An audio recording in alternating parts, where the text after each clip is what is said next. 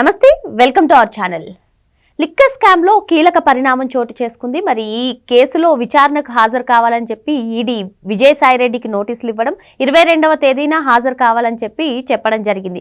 మరి ఈ నేపథ్యంలో అసలు ఈ లిక్కర్ స్కామ్ వెలుగులోకి వచ్చినటువంటి నేపథ్యంలో సిట్ చాలా దూకుడుగా వ్యవహరించింది. కానీ కొన్ని రోజుల క్రితం నుంచి కూడా దీనిపైన ఏమీ అప్డేట్ లేదని చెప్పి చాలా పుకార్లు కూడా వినిపించాయి. మరి మొత్తానికి ఈ నేపథ్యంలో విజయసాయిరెడ్డికి నోటీసులు ఇవ్వడం ఏ విధంగా చూడాలి తెలుసుకునే ప్రయత్నం చేద్దాం. దీన్ని విశ్లేషించడానికి మనతో పాటుగా ఉన్నారు ఏపీ కమ్మ కార్పొరేషన్ డైరెక్టర్ అరిసిమెల్లి శ్రీనివాస్ గారు.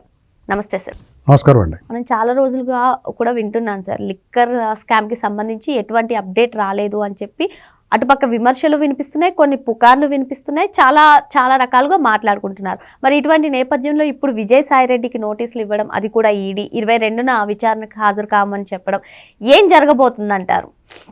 ఇప్పుడు ఆంధ్రప్రదేశ్లో జరిగిన లిక్కర్ స్కామ్లో ఒక పార్టు ముడుపుల భాగవతం. ఇప్పుడు జరుగుతున్న దర్యాప్తు అంతా కూడా విచారణలో దర్యాప్తులు అన్నీ కూడా ముడుపులకు సంబంధించి, అది ఒక పార్ట్ అంతే లిక్కర్ స్కామ్లో. ఇంకా నకిలీ మద్యం, నాణ్యత లేని మద్యం సరఫరా చేసి అనేక మంది చావులకి గురైంది, అనారోగ్యం పాలైంది, అది అలాగే ఉంది. ఇంకా అందులో అక్రమంగా క్యాష్ అండ్ క్యారీగా వసూలు చేసిన సొమ్ము సంబంధించి కూడా ఇంకా అది అలాగే ఉంది.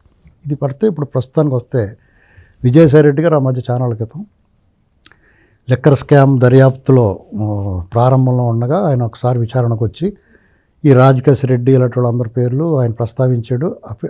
ఆథరైజ్డ్గాను, అనాథరైజ్డ్గాను, off the record, on the record చెప్పాడు. దానికి అదొక లింక్ పాయింట్గా తీసుకుని మొత్తం దర్యాప్తు ముందుకు సాగింది. చాలా చేపలు గిలగిల్లాడుతూ వలలో పడ్డాయి అయిందండి. అందులో భాగంగా ఇది చాలా వరకు ఎవరైతే సూత్రధారులు ఉన్నారో వాళ్ళ దగ్గరకు వచ్చి ఆగింది. ఇక ఇందులో money involvement, huge amount involvement ఉంది కాబట్టి ఈడీకి కూడా లెటర్ రాశారు. ఈడీ కూడా అప్పట్లో దీని గురించి దర్యాప్తు చేసి ఇప్పుడు ఏదైనా సరే పూర్తి స్థాయిలో వాళ్ళు ముందుగా అంతర్గతంగా దర్యాప్తు చేస్తారు, తర్వాత వీళ్ళని పిలిచి విచారణ చేస్తారు, నోటీసులు ఇస్తారు, విచారణ చేస్తారు. వాళ్ళు మనీ ట్రయల్ దొరికింది అనుకోండి, వాళ్ళ ప్రాథమిక ఆధారాలు దొరికితే వెంటనే అరెస్ట్ చేస్తారు. ఇది ప్రాసెస్.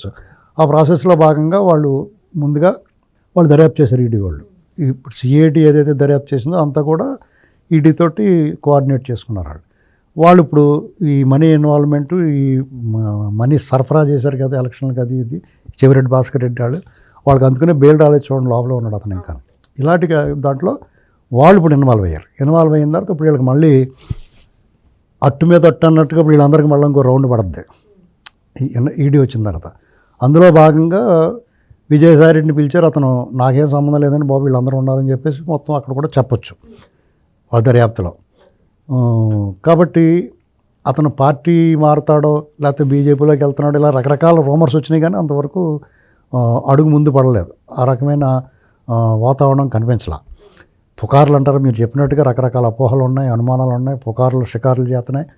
అపోహలు, అనుమానాలు ఏంటంటే ప్రతి కేసు కూడా ముందు వరకు జగన్మోహన్ రెడ్డి గుమ్మం వరకు వచ్చి ఆగుతుంది. ప్రతి కేసులోనూ కూడా ఈవెన్ పరకామణి కానీ, మద్యం కేసు కానీ, ఈ జోగి రమేష్ వాళ్ళ కేసు కానీ, పెదిరెడ్డి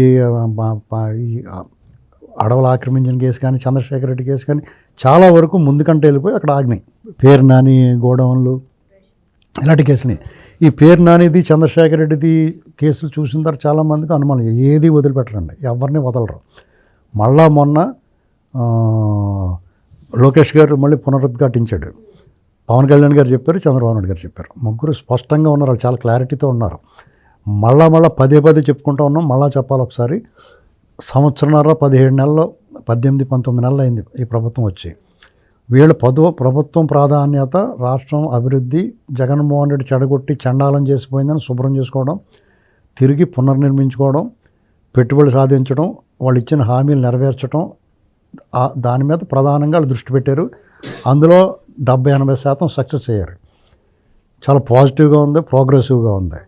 ఇక అందరి మనసుల్లోనూ మెదులుతున్నది ఏంటంటే, చాలామంది టీడీపీ కార్యకర్తలు కానీ, మిగతా కూటమిలో ఉన్న పార్టీ కార్యకర్తలు కానీ అందరికీ కూడా రకరకాలుగా ఆలోచనలు వస్తూ ఉన్నాయి.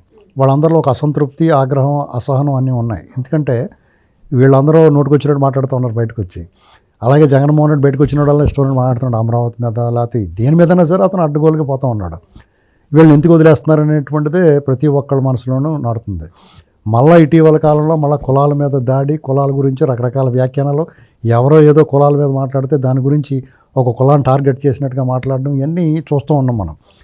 దాని మీద కూడా లీగల్ యాక్షన్స్ ఉంటాయి త్వరలో, అది జరుగుతుంది.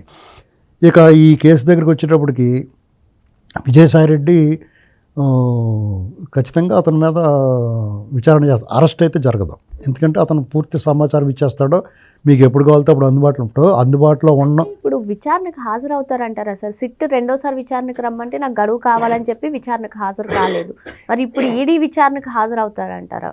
ఈడీ విచారణకు హాజరవుతే అరెస్ట్ చేసి తీసుకెళ్ళి విచారణ చేస్తారు, అక్కడ ఓవర్ యాక్షన్ చేయరు, అందుచేత హాజరవుతారు. ఇప్పుడు ఏమవుద్దంటే ఇక్కడ విజయసాయిరెడ్డి అయినా ఇంకొకళ్ళైనా వాళ్ళు విచారణ చేసినప్పుడు, దర్యాప్తులో భాగంగా విచారణ చేసినప్పుడు వాళ్ళకి కావాల్సిన సంతృప్తికరమైన సమాధానాల్లో వాళ్ళు అనుకున్నట్టుగా చెప్తే, వాళ్ళు ఎప్పుడు పిలిస్తే అప్పుడు వస్తాను, దర్యాప్తు సహకరిస్తానన్నప్పుడు వాళ్ళని అరెస్ట్ చేయరండి. ఎవరైతే అడ్డగోలుగా గుర్తులేదు, తెలియదు, మర్చిపోయిన ఎలాగంటారో వాళ్ళు అరెస్ట్ చేసి వాళ్ళు లోపల పెడతారు.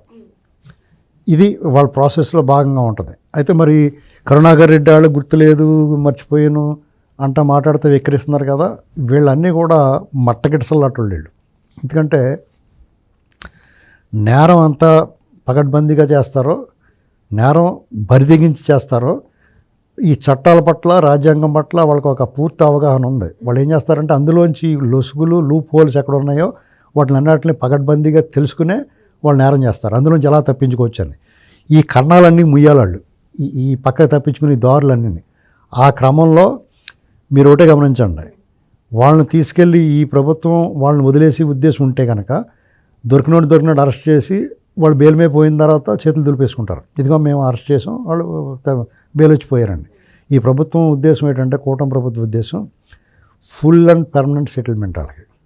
వాళ్ళ కేసులన్నీ కూడా అందరూ లోపలికి వెళ్ళాలి, అందరినీ బుక్ చేయాలి. ఎవడైతే తప్పు చేశాడో, ఎవడైతే నేరం చేశారో, ఎవరైతే అడ్డగోలుగా దోపిడీ చేశారో వాళ్ళు ఎవరిని విడిచిపెట్టే ఉద్దేశం లేదు కాబట్టే పగడ్బందీగా చేస్తున్నారు. ఇది మనందరికీ ఆలస్యం అవటం వల్ల రకరకాల పుకార్లు, షికార్లు, చాలామంది ఈ ప్రభుత్వం మీద అపవాదులు, అపనిందలు ఇవన్నీ వేస్తున్నారు, అవన్నీ భరిస్తున్నారు వాళ్ళు. ఎందుకంటే ఆఖరికి ఇప్పుడు జగన్మోహన్ రెడ్డి గవర్నమెంట్ ఉన్నప్పుడు ఎంతమంది అరెస్ట్ అయ్యారు, ఎన్నాళ్ళు లోపల ఉన్నారు ఒకసారి చూసుకోవాలి. ఇప్పుడు జమానాలో కాదు కదా, మన గత ఐదేళ్లలో జరిగిందే కదా. అప్పుడు ఏం జరిగిందో వాళ్ళు ఏం ప్రూవ్ చేయగలిగారో తెలుసుకోవాలి.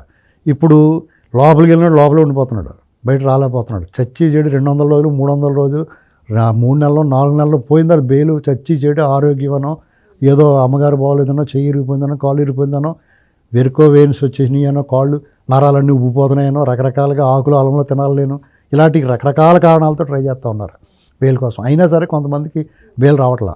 కాబట్టి ఇది ఎవడో కూడా అంత అసంతృప్తి పడాల్సిన అవసరం లేదు. మనం మానసికంగా అశాంతి, అసహనం, ఆగ్రహం ఉంటే మనం ముందుగా మనం చేయాల్సిన పనులు ఒక ఆనందాన్ని ఎంజాయ్ చేయలేం. ఈ ప్రభుత్వం వచ్చి సంవత్సరమే అయింది ఇంకానే ఏంటండి, జగన్మోహన్ రెడ్డి లాంటి అరాచక పాలన ముగిసి ఇంకా తొలినాళ్ళలోనే ఉన్నాం మనం.